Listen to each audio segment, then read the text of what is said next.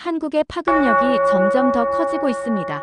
아시아 최고 선진국이라 여겨졌던 나라에서 지금 전례 없는 현상이 벌어지고 있어요.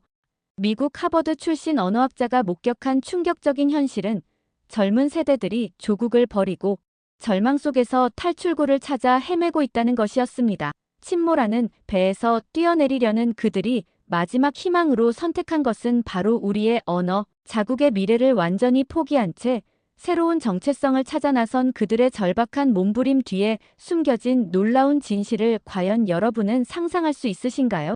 그녀가 바라본 충격적인 이야기 지금 시작합니다.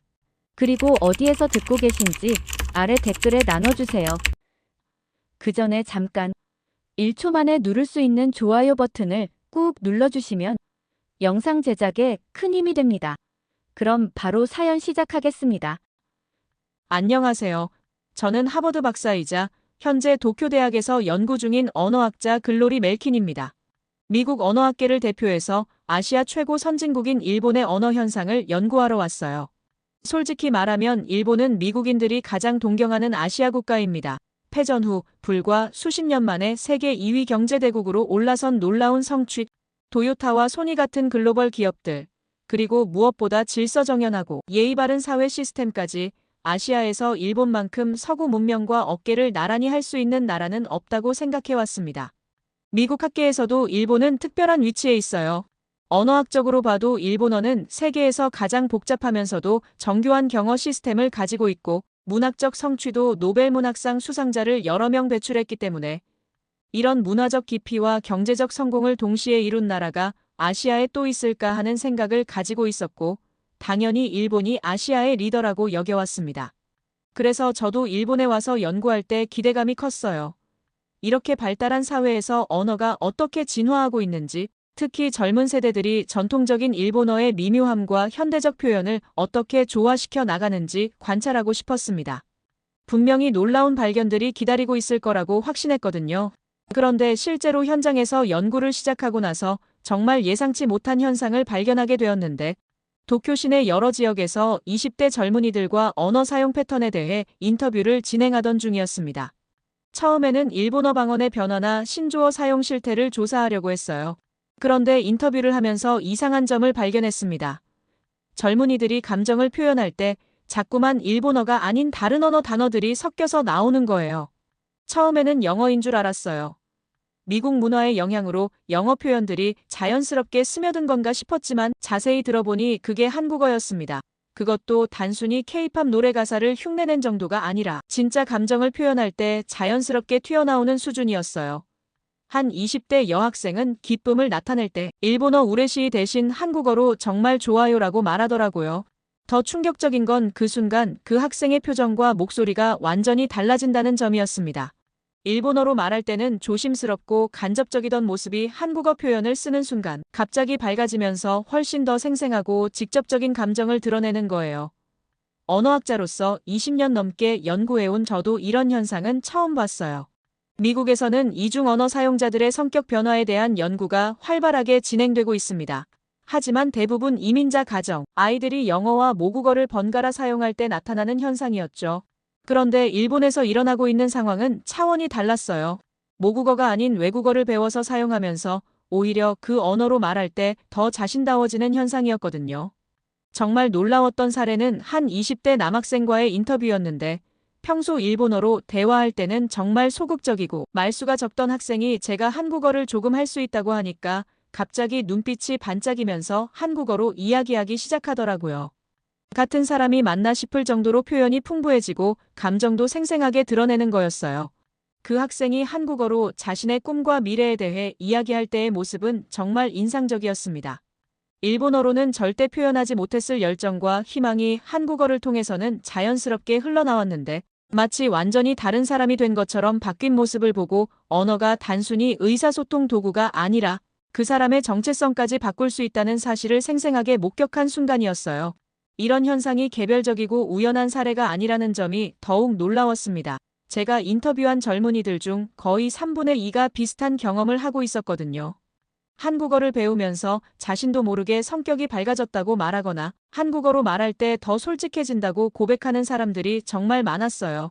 아시아 최고 선진국이라고 생각했던 일본에서 이런 대규모 언어적 정체성 전환이 일어나고 있다는 건 정말 전례 없는 일이었습니다. 미국의 언어학계에서도 이런 현상은 본 적이 없어요. 단일 민족 사회에서 젊은 세대 전체가 외국어를 통해 새로운 자아를 찾아가는 상황 말입니다. 저는 미국인으로서 항상 객관적이고 중립적인 시각을 유지하려고 노력해요.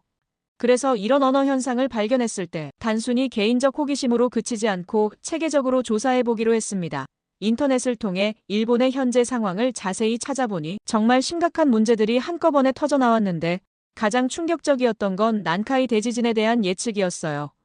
일본 지질학자들이 하나같이 거의 100% 확실하게 온다고 단언하고 있었고, 교토대학 교수는 앞으로 30년 이내에 규모 9 이상의 지진이 올 확률이 거의 99% 이상이라고 발표했습니다. 동일본 대지진보다 훨씬 더 큰 피해가 예상된다는 거죠. 더 놀라운 건 일본의 대응 능력에 대한 자료들이었는데, 태풍 하나로 송전 철탑 몇 개가 넘어져도 3개월 동안 수리를 못하는 경우가 대부분이라는 거예요. 미국 같으면 일주일 안에 복구할 일을 일본은 몇 달씩 끌고 있다는 현실이 정말 믿기지 않았습니다. 한때 세계 2위 경제대국이라던 일본의 이런 모습이 충격적이었어요. 경제 데이터도 마찬가지였는데 정부 부채는 천문학적으로 늘어나고 있는데 젊은 세대는 해외로 빠져나가고 있어요. 특히 한국으로 이주하려는 젊은 일본인들이 급격히 증가하고 있다는 통계를 보고 정말 놀랐거든요. 과거에는 상상도 할 수 없었던 일이죠. 이런 자료들을 바탕으로 저는 좀 더 구체적인 현장 조사를 해보기로 했습니다. 미국인으로서 일본의 전통적 장점들, 즉 꼼꼼하고 정확한 아날로그적 업무 방식이나 장인 정신 같은 것들이 여전히 젊은 세대에게 자부심을 주고 있는지 알아보고 싶었거든요. 분명히 디지털 시대에도 그런 섬세함과 정확성은 큰 장점이 될 수 있잖아요. 그래서 도쿄 시내 여러 직장과 대학을 돌아다니며 젊은 직장인들과 학생들을 인터뷰했습니다. 처음에는 일본 전통 문화의 우수성이나 장인 정신에 대해 어떻게 생각하는지 물어봤어요. 당연히 자랑스러워할 거라고 예상했지만 답변들이 정말 예상과 달랐어요. 한 20대 중반 회사원은 그런 꼼꼼함이 오히려 발목을 잡는다고 말하더라고요. 모든 걸 너무 신중하게 처리하려다 보니 속도가 느려지고 결국 기회를 놓친다는 거예요. 한국 기업들이 빠르게 결정하고 실행하는 동안 일본은 회의만 계속하고 있다는 불만을 토로했습니다. 더 충격적이었던 건 한 20대 후반 여성 직장인과의 대화였는데 일본의 정교한 경어 시스템에 대해 물어봤을 때 그게 너무 복잡해서 스트레스라고 하면서 누구에게 어떤 높임말을 써야 하는지 계속 신경 써야 하고 실수하면 눈치를 받는다는 거예요. 그래서 한국어로 말할 때가 훨씬 편하다고 고백했습니다. 이어서 그녀는 더 직설적으로 이야기했어요. 일본의 전통이나 장인, 정신 같은 건 이제 박물관에나 어울린다고 말하더라고요. 실제 삶에서는 전혀 도움이 안 된다는 거죠. 오히려 한국 문화가 훨씬 현실적이고 미래지향적이라고 생각한다고 했어요. 정말 놀라웠던 건 이런 생각을 가진 젊은이들이 대부분이라는 점이었습니다. 제가 인터뷰한 젊은이들 중 10명 중 8명은 비슷한 의견을 표현했어요. 일본의 전통적 가치들보다는 한국의 역동적이고 빠른 문화에 더 매력을 느낀다는 거죠. 한 20대 초반 남학생은 정말 충격적인 말을 했어요. 지진이 와서 일본이 망해도 한국어를 할 수 있으면 한국에 가서 살 수 있다고 생각한다는 거예요. 일본의 미래에 대한 희망을 완전히 포기한 상태였습니다. 이런 절망적인 현실 인식이 한국어 학습 열풍의 배경에 있다는 걸 깨달았어요. 미국인으로서 정말 충격적이었던 건 이들이 한국을 바라보는 시선이었습니다. 과거에는 일본이 아시아의 선진국이고 한국은 후진국이라는 인식이 일반적이었는데 지금 젊은 일본인들은 완전히 반대로 생각하고 있고 한국이 더 역동적이고 미래가 있는 나라라고 여기는 거예요. 이런 현실을 목격하고 나서 저는 본격적으로 한국에 대해 알아보기로 결심했습니다. 과연 무엇이 일본 젊은이들을 이렇게까지 매혹시키는지, 그리고 한국어라는 언어 자체에 어떤 특별한 힘이 있는지 깊이 있게 연구해볼 필요성을 느꼈습니다. 다음 날, 정말 신기한 인연으로 도쿄에서 일하는 한 출판사 편집자를 만나게 되었어요. 이분과의 만남이 제 연구에 완전히 새로운 차원을 열어주었습니다. 하버드 대학교 동문 네트워크를 통해 소개받은 분이었는데 33살 여성으로 도쿄 시내 유명 출판사에서 편집자로 일하고 있다고 했어요. 미국인인 제가 일본의 언어 현상을 연구하고 있다는 걸 알고 정말 적극적으로 도움을 주겠다고 나서더라고요.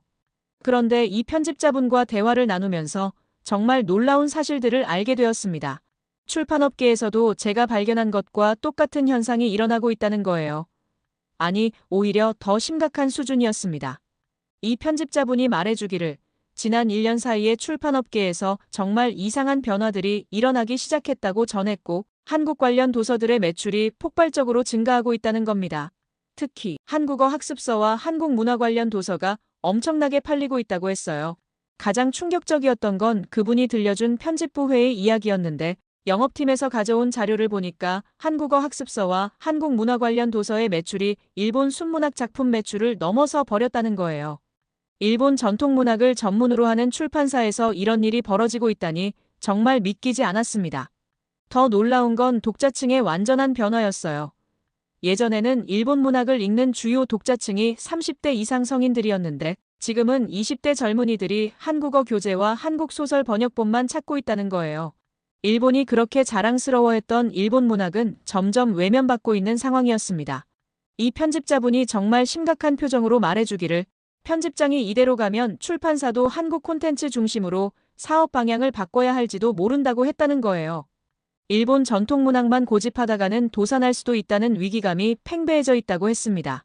미국의 출판업계에서도 시장 변화는 빠르게 일어나지만 이렇게 근본적인 문화적 선호도가 바뀌는 경우는 정말 드물어요. 특히 일본처럼 자국 문화에 대한 자부심이 강한 나라에서 이런 일이 벌어지고 있다는 게 언어학자로서 정말 흥미로웠습니다. 그 편집자분이 직접 서점을 돌아다니며 현장 조사를 했다는 이야기도 들려줬어요. 도쿄 시내 주요 서점들의 문학 코너를 살펴보니까 정말 놀라운 광경이 펼쳐져 있었다는 거예요. 한국어 학습서 코너가 일본 문학 코너보다 훨씬 크게 만들어져 있고 사람들도 훨씬 많이 몰려 있었다고 했습니다. 특히 인상적이었던 건 20대 여성들이 한국어 교재 앞에서 정말 진지하게 책을 고르고 있는 모습이었다고 해요. 마치 인생의 중요한 선택을 하는 것처럼 신중하게 책들을 비교해보고 있었다는 겁니다. 서점 직원들에게도 물어봤다는 이야기를 들려줬는데 한국어 관련 도서 매출이 작년 대비 300%나 증가했지만 일본 순문학 도서 매출은 계속 하락하고 있다고 했습니다. 정말 놀라웠던 건 이런 현상이 단순히 젊은 세대에서만 일어나는 게 아니라는 점이었어요. 그 편집자분 말로는 처음에는 정말 20대 초반 젊은이들만의 일시적인 유행인 줄 알았다는 거예요. K-팝이나 드라마 때문에 잠깐 관심을 보이는 정도라고 생각했다고 했습니다. 하지만 시간이 갈수록 연령대가 계속 확산되고 있다는 거예요. 20대 후반, 30대 초반, 심지어 40대까지도 한국어 학습서를 사기 시작했다는 겁니다. 미국에서도 문화적 트렌드가 세대를 넘나드는 경우는 있지만 이렇게 빠른 속도로 전 연령대로 확산되는 건 정말 드문 일이에요. 그 편집자분이 정말 한탄조로 말하더라고요. 작년만 해도 한국 관련 도서는 전체 매출의 10%도 안 됐는데 지금은 거의 50%에 육박하고 있다는 거예요. 반면 일본 전통문학은 계속 뒷전으로 밀려나고 있다고 했습니다. 특히 충격적이었던 건 기성세대들까지 이런 흐름에 합류하고 있다는 점이었어요. 50대 아버지가 딸과 함께 한국어를 배우러 온다거나 60대 어머니가 한국 드라마를 보기 위해 한국어 교재를 산다는 사례들이 급증하고 있다는 거예요. 그 편집자분이 정말 절망적인 표정으로 말했어요. 일본 문화가 이렇게까지 한국 문화에 밀릴 줄은 정말 몰랐다는 거예요. 노벨문학상까지 받은 일본 문학의 전통이 K-팝과 드라마에 완전히 무너지고 있다는 현실을 받아들이기 어렵다고 했습니다. 더 심각한 건 출판사 내부 분위기라고 했는데요. 젊은 편집자들조차 이제는 일본 작가보다 한국 작가들의 작품에 더 관심을 보이고 있다는 거예요. 한국 소설 번역권을 따오는 게 일본 신인 작가를 발굴하는 것보다 더 중요한 업무가 되어버렸다고 한탄하는 것을 보고 미국인인 저도 이런 이야기를 들으면서 정말 놀라웠어요. 일본이라는 나라가 가진 문화적 자부심이 이렇게까지 빠르게 무너질 수 있다는 게 믿기지 않았습니다. 특히 문학 같은 전통적 문화 영역에서 이런 일이 벌어지고 있다니 정말 예상치 못한 일이었어요. 그 편집자분이 더 구체적인 예를 들어주었는데 예전에는 일본 문학의 섬세한 표현이나 여백의 미학을 이해하고 감상할 줄 아는 독자들이 많았는데 지금은 그런 독자들조차 한국 문학의 직설적이고 감정적인 표현을 더 선호하게 되었다는 거예요. 정말 안타까운 표정으로 말하면서 일본어만이 가진 특유의 우아함과 절제미가 이제는 답답하고 구식이라는 평가를 받고 있다고 말했습니다. 한국어의 역동적이고 감정적인 표현이 훨씬 매력적으로 느껴진다는 독자들이 계속 늘어나고 있다고 해요. 그 편집자분과 더 깊이 있는 대화를 나누면서 정말 놀라운 사실들을 계속 듣게 되었어요. 특히 독자들과의 직접적인 만남에서 벌어지고 있는 일들은 정말 충격적이었습니다. 그분이 말해주기를 출판사에서 한 달에 한 번씩 독자 간담회를 여는데 예전에는 일본 문학 애호가들이 대부분이었다는 거예요. 그런데 최근 몇 개월 사이에 참석자들의 관심사가 완전히 바뀌어 버렸다고 했습니다. 특히 인상적이었던 건 한 20대 후반 여성 독자의 이야기였어요. 그 독자가 정말 진지한 표정으로 말하기를 한국 소설을 읽으면서 처음으로 진짜 감정을 느낄 수 있게 되었다는 거예요. 일본 소설은 너무 에둘러서 표현해서 답답하다고 했다는 겁니다. 더 놀라운 건 그 독자가 최근에 일제강점기를 다룬 한국 소설을 읽고 완전히 충격을 받았다는 이야기였어요. 그 편집자분이 들려준 바로는 그 독자가 교과서에서 배운 것과 완전히 다른 내용을 한국어 원서로 읽게 되었다는 겁니다. 그 독자가 말하기를 일본 교과서에서는 조선 통치가 근대화에 도움이 되었다고 배웠는데 한국 소설에서는 그 시대를 완전히 다르게 묘사하고 있다는 거예요. 특히 한국어로 직접 읽으니까 번역에서 느낄 수 없는 생생한 감정들이 그대로 전해져서 더욱 충격적이었다고 했습니다. 그 편집자분이 정말 당황스러운 표정으로 말하면서 이런 독자들이 점점 늘어나고 있다는 거예요. 한국어를 배워서 한국 문학을 직접 읽으면서 일본이 가르쳐온 역사와 완전히 다른 시각을 접하게 되는 사람들이 급증하고 있다는 겁니다. 특히 충격적이었던 건 30대 초반 남성 독자의 사례였는데 그 사람이 한국어로 쓰인 위안부 관련 소설을 읽고 나서 완전히 세계관이 바뀌었다고 고백했다는 거예요. 일본에서는 그런 이야기들을 거의 들어볼 기회가 없었는데 한국어로 직접 읽으니까 너무나 생생하고 절절했다는 겁니다. 더 놀라운 건 이런 현상이 젊은 세대에만 국한되지 않는다는 점이었어요. 40대와 50대 독자들도 한국어를 배워서 한국 역사 소설들을 직접 읽기 시작했다는 거예요. 그리고 읽고 나서는 대부분 비슷한 반응을 보인다고 했습니다. 한 50대 여성 독자는 정말 분노에 찬 표정으로 말했다고 해요. 자신이 지금까지 잘못된 역사를 배우고 살았다는 걸 한국어 소설을 통해 깨달았다는 거예요. 왜 학교에서는 이런 진실들을 가르쳐주지 않았느냐고 항의했다고 합니다. 그 편집자분이 정말 걱정스러운 표정으로 말하면서 이런 독자들이 늘어날수록 일본 사회에 대한 불신과 분노가 커지고 있다고 전했습니다. 한국어라는 언어를 통해 숨겨진 진실들을 알게 되면서 일본 정부와 교육 시스템에 대한 회의감이 급속도로 퍼지고 있다는 것을 듣고 미국인인 저도 이런 이야기를 들으면서 정말 놀라웠어요. 언어 학습이 단순히 문화적 경험을 넓히는 것을 넘어서 역사 인식까지 바꾸고 있다는 사실이 충격적이었습니다. 일본처럼 역사 교육이 통제되어 있는 사회에서 외국어를 통해 다른 관점을 접하게 되는 현상은 정말 흥미로웠어요. 그 편집자분이 더 구체적인 사례를 들어주었는데 최근에 한 60대 남성 독자가 출판사에 전화를 걸어서 정말 격양된 목소리로 항의했다는 거예요. 한국어로 된 일제강점기 소설을 읽고 나서 자신의 아버지 세대가 한국에서 무슨 일을 했는지 알게 되었다는 겁니다. 그 독자가 말하기를 한국어로 읽으니까 일본어 번역본에서는 느낄 수 없었던 한국인들의 절절한 감정과 고통이 그대로 전해져서 견딜 수 없을 정도였다는 거예요. 왜 일본에서는 이런 책들이 제대로 번역되지 않느냐고 따져 물었다고 합니다. 이런 충격적인 현실들을 계속 듣다 보니까 저는 이 현상을 더 체계적이고 과학적으로 분석해보고 싶어졌어요. 단순히 언어학적 관점만으로는 이해할 수 없는 복합적인 사회 현상이라는 걸 깨달았습니다. 특히 경제적 요인들이 어떤 영향을 미치고 있는지 알아보기 위해 전문가의 도움이 필요하다고 판단했어요. 마침 하버드 동문 네트워크를 통해서 정말 흥미로운 분을 소개받을 수 있었습니다. 도쿄에 있는 한 경제연구소에서 일하는 한국계 2세 여성 연구원이었어요. 이분은 한국과 일본 양쪽 문화를 모두 깊이 이해하면서 동시에 경제 분석 전문가라서 제가 궁금해하던 부분들을 정확히 설명해 줄 수 있는 최적의 인물이었습니다. 이 경제연구원분과 만나서 대화를 나누면서 정말 놀라운 데이터들을 접하게 되었어요. 미국에서도 경제 지표와 사회 현상의 상관관계를 분석하는 연구를 많이 하지만 일본에서 벌어지고 있는 상황은 정말 독특했습니다. 그분이 보여준 첫 번째 자료가 정말 충격적이었는데 일본의 청년 실업률과 한국어 교재 판매량 사이에 거의 완벽한 정비례 관계가 나타나고 있다는 거예요. 실업률이 오를 때마다 한국어 학습서 매출도 함께 급증하고 있었습니다. 더 구체적으로 설명해 주기를 작년 한 해 동안 일본 청년 실업률이 전년 대비 12% 증가했는데 같은 기간 한국어 관련 도서 판매량은 무려 280%나 늘어났다는 거예요. 이런 극명한 상관관계는 우연의 일치라고 보기 어려운 수준이었습니다. 그 연구원분이 더 심각한 데이터를 보여주었어요.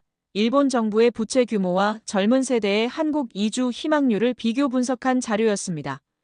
정부 부채가 늘어날수록 20대와 30대 일본인들의 한국 이주 의향이 급격히 높아지고 있다는 거예요. 특히 놀라웠던 건 경제 전망에 대한 세대별 인식 차이였어요. 50대 이상은 여전히 일본 경제의 회복 가능성을 믿고 있지만 40대 이하는 거의 포기 상태라는 겁니다. 젊은 세대일수록 일본보다는 한국의 미래를 더 밝게 보고 있다는 분석 결과였어요. 그 연구원분이 정말 냉정한 표정으로 말하더라고요. 현재 일본의 경제 구조로는 근본적인 회복이 거의 불가능하다는 거예요. 고령화는 급속도로 진행되고 있고 생산 인구는 계속 줄어들고 있는데 정부는 여전히 구시대적인 정책에만 매달리고 있다는 겁니다. 더욱 심각한 건 자연재해 리스크까지 고려하면 상황이 더 절망적이라는 점이었어요. 그분이 난카이 대지진의 경제적 파급 효과를 분석한 자료를 보여줬는데 정말 충격적이었습니다. 지진이 실제로 발생하면 일본 경제에 미치는 타격이 동일본 대지진의 10배 이상일 거라는 예측이었어요. 특히 도쿄와 오사카 같은 핵심 경제 지역이 직접 타격을 받을 경우 일본 경제는 사실상 회복 불가능한 상태가 될 것이라는 분석이었습니다. 그 연구원분이 말해주기를 이런 경제적 절망감이 젊은 세대의 한국어 학습 열풍과 직결되어 있다고 말하면서 단순히 문화적 관심이 아니라 생존을 위한 선택이라는 겁니다. 일본의 미래가 없다면 차라리 한국어라도 배워서 다른 길을 찾겠다는 절박한 심리가 작용하고 있다는 거죠. 여기서 인상적이었던 건 한국 경제에 대한 일본 젊은이들의 인식 변화였어요. 예전에는 한국을 후진국으로 여겼지만 지금은 완전히 뒤바뀌었다는 것인데 삼성이나 LG 같은 한국 기업들이 소니나 파나소닉을 앞서 나가는 현실을 직접 목격하면서 한국을 더 역동적이고 미래가 있는 나라로 보게 되었다는 거예요. 그 연구원분이 보여준 또 다른 데이터도 정말 놀라웠습니다. 일본 젊은이들의 한국 기업 취업 희망률이 작년 대비 400%나 증가했다는 거예요.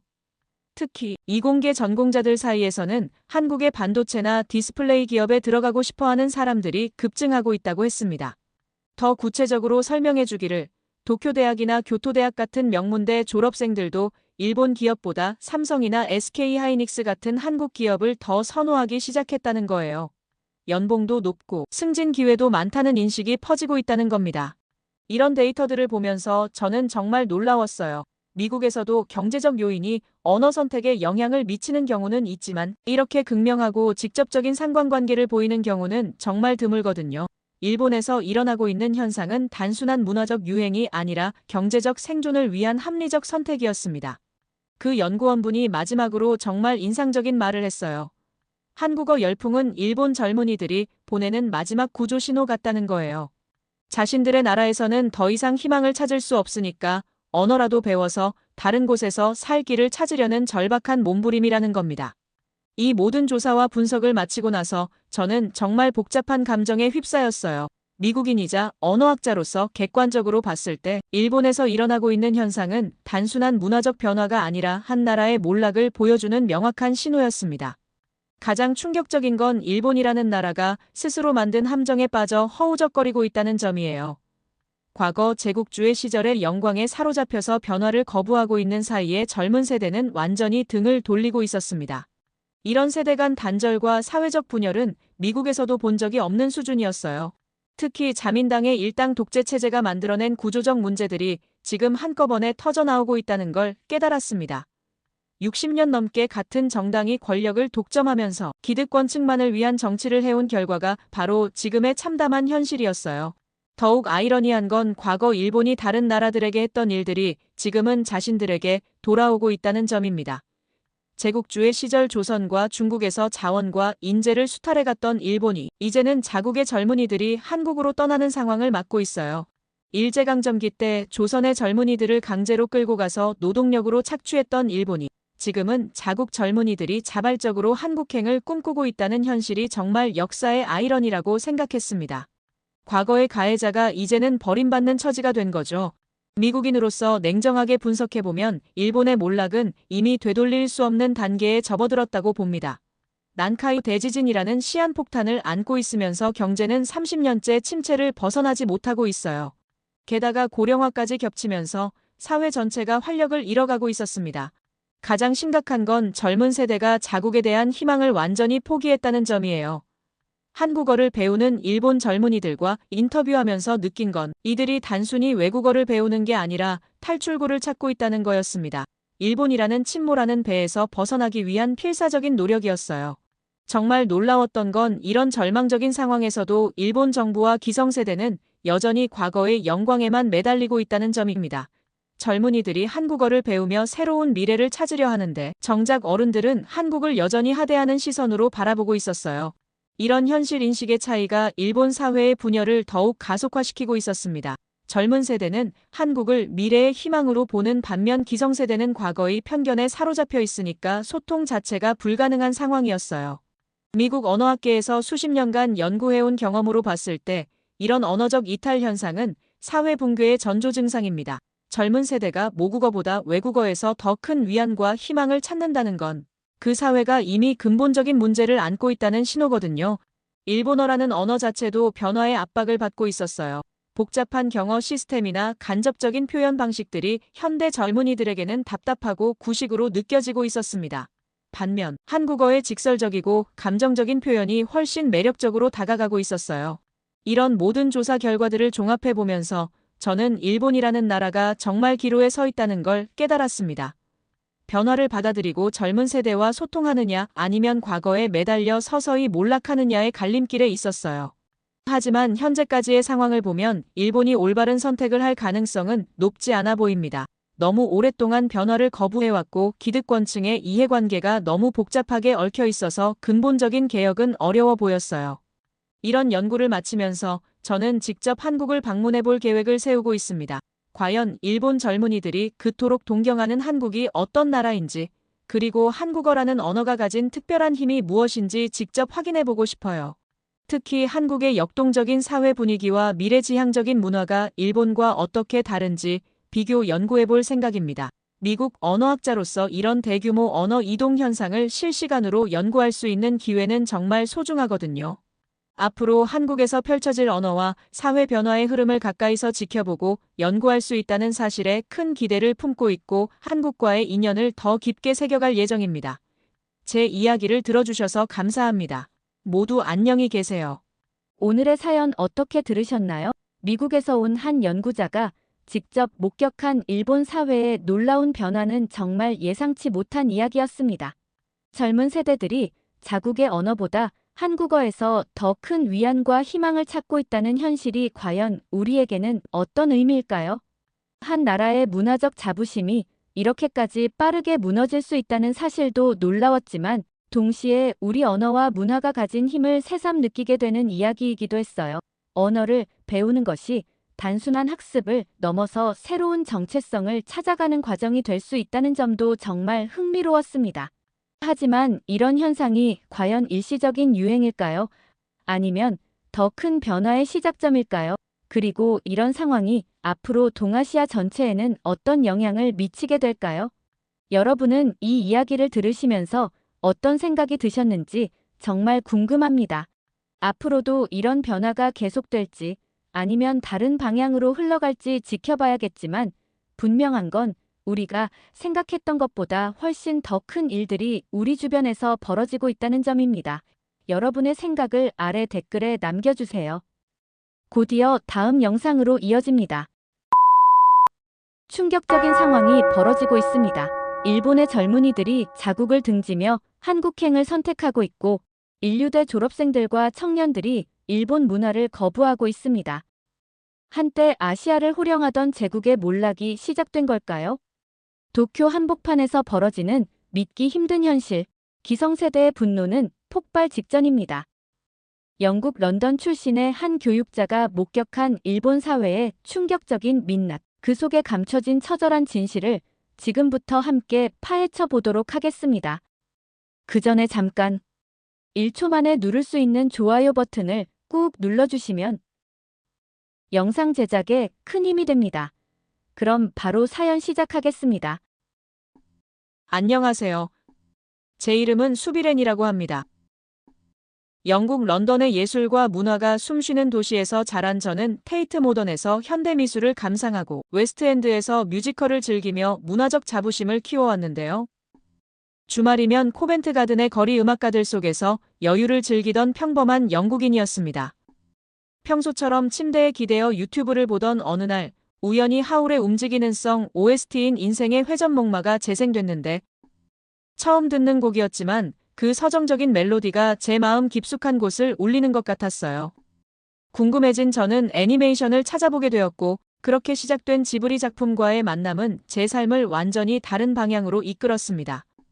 한 편 한 편 지브리 작품을 보면서 저는 점점 더 깊은 감동에 빠져들었는데 서양 애니메이션에서는 찾아볼 수 없는 섬세한 감정선, 일상의 작은 순간들을 아름답게 담아내는 영상미, 그리고 한 폭의 수채화 같은 배경들까지 모든 것이 신선하게 다가왔어요. 마치 새로운 세계의 문이 열린 것처럼 느껴졌습니다. 일본 애니메이션을 통해 발견한 이 특별한 감성은 자연스럽게 일본 문화 전반에 대한 관심으로 이어졌어요. 전통 예술부터 현대 문화까지 일본이 가진 독특한 매력에 푹 빠져들게 된 거죠. 옥스퍼드 대학교에서 교육학을 전공하면서도 일본에 대한 열망은 식지 않았어요.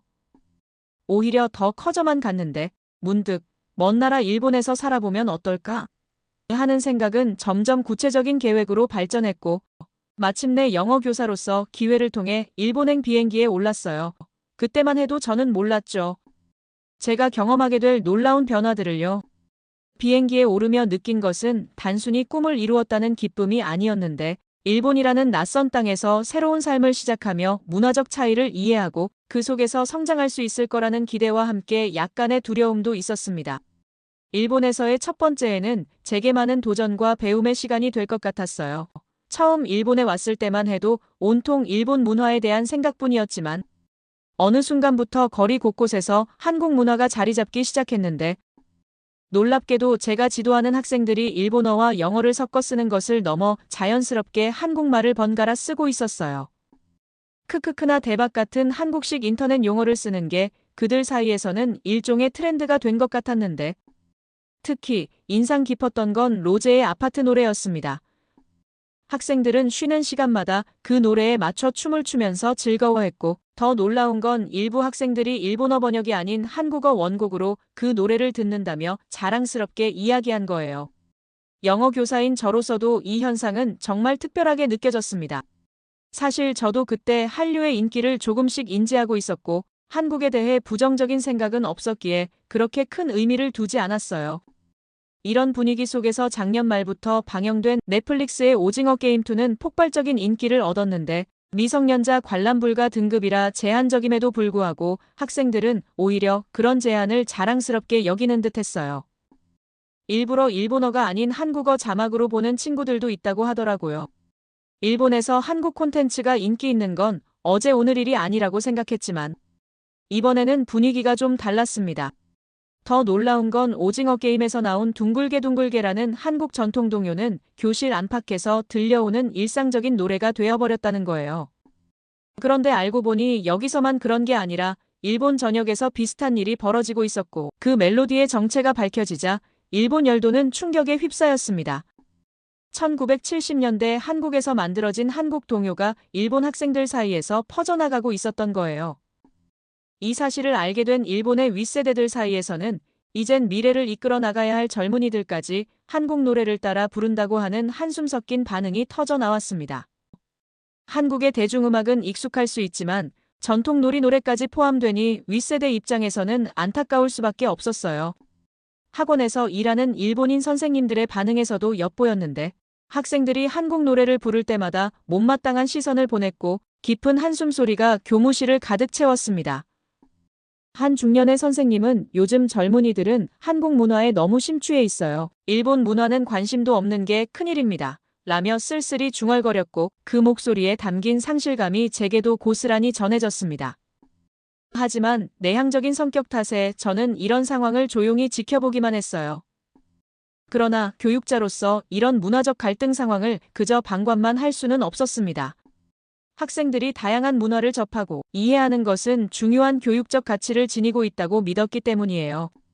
수업 시간에 한국 문화에 대해 이야기가 나올 때면 저는 최대한 중립적인 입장을 유지하려 노력했고 일본 문화의 가치와 전통도 함께 이야기하며 균형을 잡으려 했습니다. 저는 이것이 올바른 교육 방향이라고 확신했어요. 이렇게 일본에서의 몇 개월은 제가 예상했던 것과는 매우 다른 방향으로 흘러갔습니다. 일본 문화만을 배우고 경험하리라 생각했던 제 계획은 한류라는 예상치 못한 변수를 만났고 문화적 갈등 속에서 균형을 잡으며 교육자로서의 역할을 고민하게 된 이 시기는 제 인생에서 매우 중요한 전환점이 될 거라 생각했어요. 어느 날 수업 쉬는 시간에 뜻밖의 광경을 목격하게 되었는데요. 학생들이 모여 앉아 공기놀이를 하고 있었고 그것은 한국의 전통놀이라는 것이었어요. 처음에는 그저 아이들의 순수한 놀이로만 보였지만 곧 이것이 단순한 놀이 이상의 의미를 지니고 있다는 것을 알게 되었습니다. 이 장면을 본 센쿠보 선생님이 교실 밖에서 이 광경을 지켜보며 깊은 한숨을 내쉬었어요. 요즘 아이들 보면 정말 일본의 미래가 걱정됩니다. 우리 때는 오테다마로 즐겁게 놀았는데 말이죠. 라는 격앙된 목소리가 복도에 울렸어요.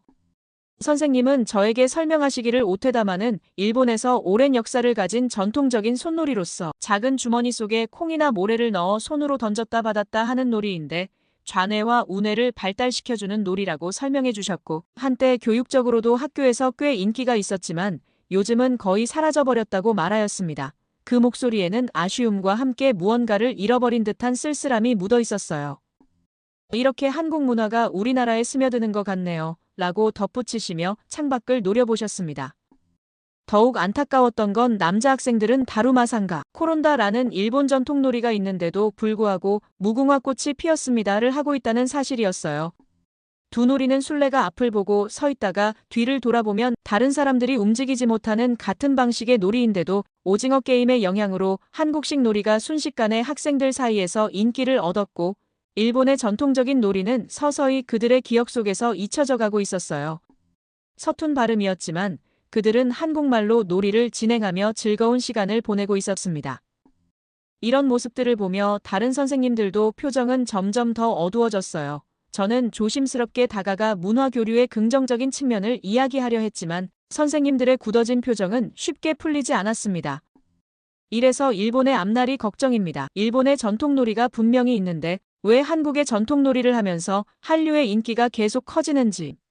아이들의 감정조차 통제할 수 없지만 이제는 전통놀이까지 한국의 영향을 받게 되는 건가요? 라고 말씀하시며 수학 선생님이 힘없는 목소리로 이렇게 말씀하셨어요. 수비렌 선생님은 외국인이라 이해하기 어려울 거예요. 우리가 얼마나 자부심을 가지고 우리 문화를 지켜왔는지. 그 말이 끝날 무렵 저는 이 문제가 단순히 놀이 문화의 변화에 그치지 않고 그들에게는 정말로 참을 수 없는 충격적인 흐름이라는 걸 깨닫게 되었습니다. 더욱 복잡한 감정이 든 건 학생들의 반응 때문이었는데 그들에게 일본의 전통놀이를 소개하면 옛날 놀이라며 시시하다는 반응을 보이면서도 한국의 전통놀이는 힙하다며 열광적으로 받아들이는 모습이었어요. 이런 모순된 상황을 지켜보며 문화 수용에 대한 깊은 고민에 빠지게 되었습니다. 그들의 우려처럼 이러한 현상은 놀이에만 국한된 것이 아니었는데요. 점점 더 많은 영역에서 비슷한 일들이 일어나고 있었고 이는 단순한 세대 차이를 넘어 일본 사회 전반의 변화를 상징하는 것 같았습니다. 문화적 갈등에 대한 고민이 깊어가던 어느 날 교무실에서 뜻밖의 대화를 듣게 되었는데 몇몇 선생님들이 한국 문화의 유입에 대해 이야기를 나누고 있었고 그들의 의견이 조금 불편하게 다가왔어요. 한 선생님은 수십 년 전 일본이 한국의 근대화를 도와준 것인데 요즘 젊은이들은 그걸 모르는 것 같아요. 라고 말씀하셨고 다른 분도 맞아요. 일본 덕분에 한국이 발전할 수 있었죠. 일본의 영향이 없었다면 전쟁의 폐허 속에서 여전히 고통받고 있었을 거예요. 라고 동의하셨습니다. 그 순간 제 마음속에 뭔가 어색하고 불편한 감정이 떠올랐지만 정확히 무엇이 불편한지 말로 표현하기가 어려웠습니다. 그때 스미스 선생님이 조용히 제 옆으로 다가오셨는데 그는 미국에서 동아시아학을 전공하고 일본에서 7년째 고급 영어를 가르치고 계신 분이었죠. 수비렌 선생님, 잠시 이야기 나눌 수 있을까요? 라며 복도로 저를 이끄셨어요. 스미스 선생님은 1910년부터 1945년까지 이어진 일본의 식민지 지배 기간에 대해 설명해 주셨는데 한국이 겪었던 고통과 억압 그리고 그 시기의 역사적 사실들을 차분히 이야기해 주셨습니다. 그제서야 저는 방금 전 교무실에서 들었던 대화가 얼마나 왜곡된 것인지 깨달을 수 있었어요. 더욱 충격적인 건 많은 일본인들이 이렇게 배워왔고 이런 역사인식이 지금의 문화 갈등을 더 깊게 만드는 것 같다라는 것이었어요. 이 말을 들으며 저는 깊은 생각에 잠겼습니다. 이건 단순한 문화 충돌이 아닌 더 깊은 곳에 뿌리박힌 문제가 있다는 걸 처음으로 이해하게 되었어요. 복도에서 우리의 이야기를 들은 사유리 선생님이 제게 다가와 수비렌 선생님, 우리 역사도 좀 알아두시면 좋을 것 같아요라며 말했습니다. 일본이 한국에 철도도 깔아주고 학교도 지어줬어요. 그런데 지금 젊은이들은 이런 역사적 사실을 모르고 있죠. 라는 그녀의 단호한 말투에서 왜곡된 역사 교육의 깊은 뿌리를 실감할 수 있었어요. 이 상황에서 저는 아무 말을 하지 않았고 그저 옅은 미소만 보였습니다. 하지만 이런 잘못된 역사인식이 여전히 당연하게 받아들여지고 있다는 사실은 저에게 큰 충격으로 다가왔습니다. 더구나 그것을 교육자들이 믿고 있다는 점은 더욱 심각한 문제로 보였어요. 한국 문화에 대한 거부감의 뿌리에는 바로 이런 왜곡된 역사인식이 자리 잡고 있었던 것입니다. 자신들이 배워온 착한 일본이라는 신화와 현재 젊은 세대가 보여주는 한국 문화에 대한 열광이 충돌하면서 더 큰 혼란과 거부감이 생겨나고 있었죠. 그제야 이래서 일본이 제자리 걸음을 하는구나라는 생각이 들었습니다. 과거의 잘못을 인정하지 않고 오히려 미화하려는 태도가 지금의 문화적 갈등을 더욱 깊게 만들고 있다는 것이 외국인인 제 눈에도 너무나 분명하게 보였어요. 이 상황을 지켜보며 저는 교육의 중요성을 다시 한번 실감하게 되었는데, 역사 교육이 한 세대의 가치관과 시각을 형성하는 데 얼마나 큰 영향을 미치는지, 그리고 그것이 현재 문화 수용에도 어떤 영향을 미치는지 깊이 생각하게 되었어요. 그들과의 대화 이후 두 나라의 관계에 대한 복잡한 생각이 머릿속을 가득 채웠고, 주말 내내 한일 양국의 산업 변화를 살펴보았습니다. 그 결과 정말 충격적인 데이터들을 발견할 수 있었는데, 특히 최근 시장 조사에 따르면 일본 내에서조차 LGTV가 35%를 차지하는 반면에 일본의 파나소닉은 10% 정도밖에 못 미친다는 것에 새삼 놀랐습니다. 어릴 적 런던에서 파나소닉은 최고급 브랜드로 여겨졌던 예전과는 완전히 다른 양상이었어요. 이런 변화는 다른 분야에서도 뚜렷하게 나타나고 있었는데, 미쓰비시 전기는 LG전자의 혁신적인 스마트 가전 앞에서 무기력해 보였고, 컴퓨터 업계의 자존심이었던 후지스는 삼성전자의 메모리 반도체에 밀려 점차 존재감을 잃어가고 있었어요. 그렇게 주말이 지나고 스미스 선생님과 다시 이야기를 나누게 되었는데, 제가 지켜봐온 결과 일본의 기성세대들이 한국 문화의 유입을 그토록 거부하는 이유는 단순한 문화적 우월감에서 비롯된 것이 아니더라고요. 그들은 더 깊은 상실감을 느끼고 있습니다. 라고 설명하셨습니다. 이 말씀은 제게 큰 통찰을 주었어요. 장기간의 리서치와 현장 경험을 토대로 한일 관계의 흐름을 분석해보니 과거 일본은 단순한 아시아의 강자가 아닌 G7 국가로서 세계 경제를 주도하는 핵심 국가였음을 알 수 있었어요.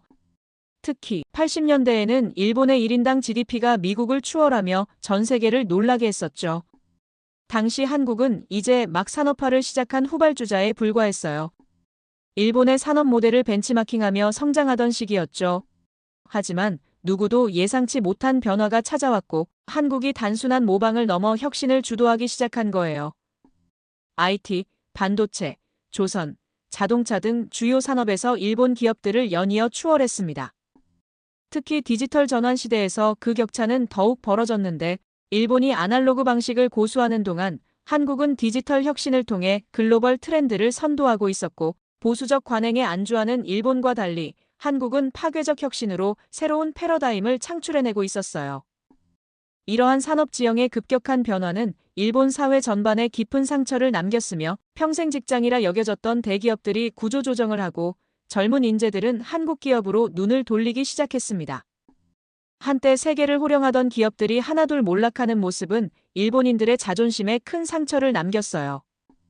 이런 맥락에서 보니 일본의 기성세대가 한류에 보이는 날카로운 거부감이 이해되기 시작했습니다. 그들에게 한류는 단순한 문화 현상이 아닌 과거의 자존심과 현재의 불안이 중첩된 복잡한 감정의 표출이었던 거예요. 이러한 결과를 지켜본 후 며칠간 잠들지 못했습니다. 일본의 현 주소를 보여주는 자료들이 너무나 충격적이었거든요. 한때는 세계 정상을 찍었던 제조업 강국이 지금은 침체의 늪에 빠진 모습과, 혁신은 정체되고 청년들은 점점 희망을 잃어가는 모습이 읽혀졌죠. 산업계의 전반적인 모습은 더욱 충격적이었는데 일본이 자랑하던 세계 최고의 기술력은 이제 한국에 완전히 밀려났고 그들은 그저 현실을 부정하며 낡은 시스템을 고집하고만 있었죠. 특히 반도체 산업의 몰락은 상징적이었어요. 90년대만 해도 세계 시장의 절반을 장악했던 일본이 이제는 삼성전자와 SK하이닉스의 기술력을 바라만 보고 있었습니다. 이런 변화는 단순한 산업적 경쟁의 결과가 아니었어요. 일본 사회 전체에 뿌리 깊게 박힌 문제들이 하나둘 드러나고 있었죠. 과거의 성공에 취해 변화를 거부하는 기업 문화, 젊은이들의 도전을 막는 수직적 조직 문화, 이 모든 것의 밑바탕에는 왜곡된 역사인식이 자리 잡고 있었어요. 여기서 중요한 건 이 변화를 어떻게 받아들이고 새로운 기회로 만들어낼 수 있느냐 하는 거예요. 일본은 여전히 과거의 방식에 얽매여 있어요. 정부는 제대로 된 혁신을 이끌지 못하고 기업들은 장인 정신만을 내세우며 구시대적 방식을 고수하고 있죠. 반면 한국은 새로운 기술을 빠르게 흡수하고 혁신을 추구하고 있어요. 전통적 가치에 매몰된 일본과 달리 한국은 첨단 기술로 미래를 개척해 나가고 있었습니다. 한국과 일본의 기술 격차는 생각보다 훨씬 더 극명했는데 일본이 현금 결제와 팩스에 매달려 있는 동안 한국은 이미 6G 시대를 준비하고 있었고 세계 최초로 5G를 상용화한 한국은 이제 자율주행차, 스마트시티, 메타버스 등 미래 산업의 주도권을 잡아가고 있었어요. 가장 주목할 만한 변화는 인재 유출의 가속화였는데 더 혁신적이고 진취적인 미래를 꿈꾸는 일본의 젊은 엔지니어들이 하나둘 한국 기업의 문을 두드리기 시작했으며 삼성전자와 네이버, 카카오는 물론 한국전력, 한국철도공사 같은 공기업까지 파격적인 처우와 수평적 조직 문화에 이끌려 새로운 도전을 시작하고 있었어요. 글로벌 IT 산업의 중심지인 실리콘밸리에서도 한국의 급부상을 주목하고 있었습니다. AI, 로봇공학, 바이오테크 분야에서 한국이 선보이는 혁신적 기술력은 이미 세계의 표준이 되어가고 있었어요. 구글과 메타까지도 한국의 기술 발전 속도에 놀라움을 표하는 반면 일본은 여전히 과거의 영광에 사로잡혀 급변하는 디지털 시대의 흐름을 놓치고 있었죠. 이대로는 미래가 없습니다. 한 일본 개발자의 절망 섞인 고백이 가슴을 울렸는데 이는 단순한 한 개인의 불만이 아닌 꿈과 희망을 잃어가는 일본 젊은 세대 전체의 아픔이 담긴 절규였습니다. 수직적 조직 문화와 관료주의적 시스템은 그들의 창의성과 열정을 질식시키고 있었어요. 특히 충격적인 건 일본의 최고 명문대 출신들마저 한국행을 선택하고 있다는 거예요. 도쿄대, 와세다대 졸업생들이 삼성전자 연구소와 네이버 랩스로 이직하는 사례가 늘고 있다고 해요. 과거라면 상상도 할 수 없었던 일이죠. 매일 밤 야근에 시달리면서도 혁신은 불가능하다는 말만 듣는 일본의 젊은이들. 하지만 한국에서는 20대 청년도 과감한 도전으로 유니콘 기업을 일구어내고 있다는 소식이 전해졌어요. 이미 수백 명의 일본 인재들이 한국 기업에서 새로운 도전을 시작했다고 합니다. 우리는 더 이상 기다릴 수 없어요. 변화는 일어나지 않을 테니까요. 이 말에는 보수적인 일본 정부와 기업들에 대한 깊은 체념, 그리고 새로운 도전에 대한 결연한 의지가 묻어 있었어요. 일본의 젊은이들은 이미 현실을 직시하고 있었습니다. 과거의 영광은 이제 의미가 없으며 끊임없는 혁신만이 살 길이라는 것을요. 이제 일본의 미래가 어디로 향할지 그 갈림길에서 깊은 고민에 빠졌습니다. 한때 세계를 주도하던 경제대국이 이제는 스스로를 고립시키며 서서히 섬나라로 퇴화하는 듯한 모습이 안타까웠어요. 과거의 잘못된 역사인식과 낡은 시스템을 고집하다가는 결국 세계 무대에서 완전히 도태될 수밖에 없을 거예요. 최근 일본의 현실을 조사하면서 발견한 데이터들은 충격적이었는데 디지털 전환의 실패, 스타트업 생태계의 붕괴, 청년 실업률의 증가, 모든 지표가 하향 곡선을 그리고 있었고 특히 청년 인재들의 해외 유출은 돌이킬 수 없는 수준에 이르렀다고 해요. 반면 한국은 완전히 다른 모습이었는데 삼성전자는 이미 세계 최고의 반도체 기업이 되었고 현대차는 전기차 시장에서 테슬라를 위협하고 있습니다. 네이버와 카카오 같은 IT 기업들은 일본에서는 상상도 할 수 없는 혁신적인 서비스를 선보이고 있었어요. 일본은 여전히 과거의 영광에 사로잡혀 급변하는 디지털 시대의 흐름을 놓치고 있었습니다. 그리고 생각해보니 제 계약 기간도 얼마 남지 않았고 이참에 한국에서 새로운 삶을 시작해보는 것도 좋겠다는 생각이 들었어요. 한국에 가보고 마음에 들면 그곳에서 살아보는 것도 나쁘지 않겠다고요. 아마 이런 이유로 일본의 젊은이들이 한국으로 향하는 것 아닐까요? 한국의 매력은 비단 산업이나 기술에만 있는 게 아니었는데 K-팝, 한국 드라마, K-뷰티로 대표되는 문화적 영향력은 이미 전 세계를 사로잡고 있었습니다. 패션, 음식, 라이프 스타일 등 모든 면에서 한국은 새로운 트렌드를 만들어내고 있어요. 어쩌면 이런 변화야말로 일본이 가장 두려워하는 것일지도 모르겠습니다. 과거의 영광에 사로잡혀 변화를 거부하는 동안 세상은 빠르게 변화하고 있었으니까요. 하지만 일본의 기성세대들은 여전히 이런 현실을 인정하려 하지 않아요.